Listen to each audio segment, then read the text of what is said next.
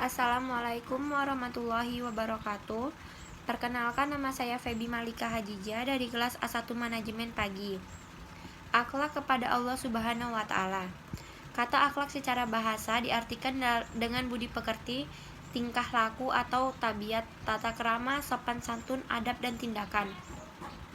Sedangkan secara istilah, akhlak merupakan tingkah laku atau sikap seseorang yang sudah menjadi kebiasaan setiap individu, dan kebiasaan tersebut selalu terlihat dalam perbuatan sehari-hari.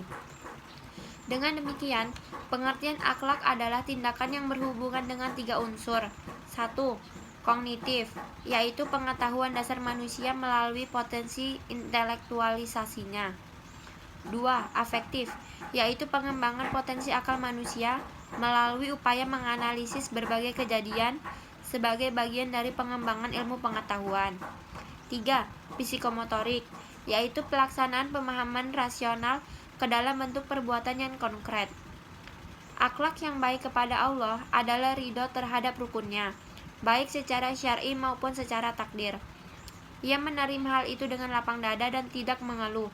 Jika Allah menakdirkan sesuatu kepada seorang muslim yang tidak disukai oleh muslim itu, ia merasa ridho, menerima, dan bersabar. Ia berkata dengan lisan dan hatinya, "Aku ridho Allah sebagai Robku." Jika Allah menetapkan hukum syar'i, ia pun ridho dan menerimanya. Ia tunduk kepada syariat Allah dengan lapang dada dan jiwa yang tenang.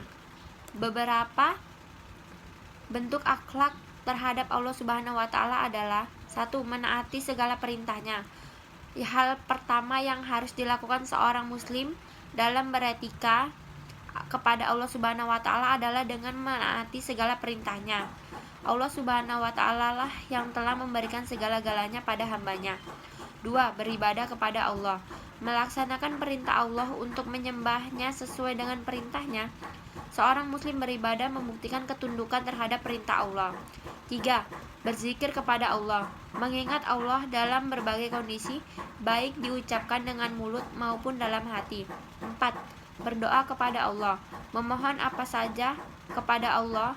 Doa merupakan inti ibadah karena ia merupakan pengakuan dan keterbatasan dalam ketidakmampuan manusia, sekaligus pengakuan akan kemahakuasaan Allah terhadap segala sesuatu.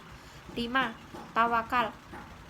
Tawakal untuk Allah, yaitu berserah diri sepenuhnya kepada Allah dan menunggu hasil kerja atau menunggu dari suatu keadaan. Tawakal bukan berarti meninggalkan kerja dan usaha.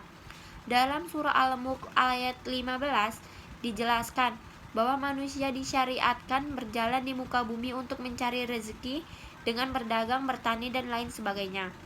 6. Tawaduk untuk Allah, yaitu hati yang rendah di hadapan Allah, mengakui bahwa kita adalah makhluk yang hina di hadapan Allah yang Maha Kuasa. Oleh karena itu, tidak layak jika hidup dengan angkuh dan sombong, tidak mau memaafkan orang lain, dan pamrih dalam melakukan ibadah untuk Allah. 7. Ridho terhadap ketentuan Allah Subhanahu wa Ta'ala.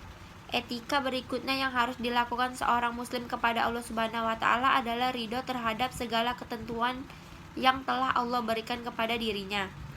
Seperti ketika ia melahirkan, baik dari keluarga yang berada maupun keluarga yang kurang mampu, bentuk fisik yang Allah Subhanahu wa Ta'ala berikan kepadanya, atau hal-hal lainnya. Karena pada hakikatnya setiap seorang muslim senantiasa yakin terhadap apapun yang Allah berikan, baik yang berupa kebaikan ataupun berupa keburukan. Sekian dari saya. Assalamualaikum warahmatullahi wabarakatuh.